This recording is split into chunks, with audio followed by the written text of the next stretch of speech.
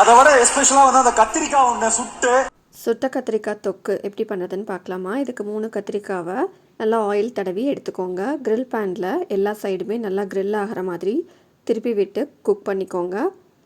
5லேருந்து 10 நிமிஷம் வரைக்கும் குக் பண்ணணும். ஃபுல்லாக குக் ஆனதும் நம்ம எடுத்து வச்சுக்கலாம். இதே மாதிரி 2 தக்காளியையும் ஃபுல்லாக கிரில் பண்ணி எடுத்து வச்சுக்கலாம். கத்திரிக்காய் அப்புறம் தக்காளியோட தோலை நம்ம ஃபுல்லாக ரிமூவ் பண்ணிக்கலாம். இப்போ ஒரு சாப்பரில் 8லேருந்து 10 பூண்டு, தோல் உரிச்ச கத்திரிக்காய், தக்காளி இது ரெண்டையுமே போட்டுக்கோங்க. போட்டுட்டு நல்லா இந்த மாதிரி மேஷ் பண்ணி எடுத்துக்கோங்க. பேனில் ஒரு டேபிள் ஸ்பூன் எண்ணெய் ஊற்றி சின்ன வெங்காயத்தை நல்லா போட்டு பொன்னிறமாக வறுத்து எடுத்துக்கோங்க.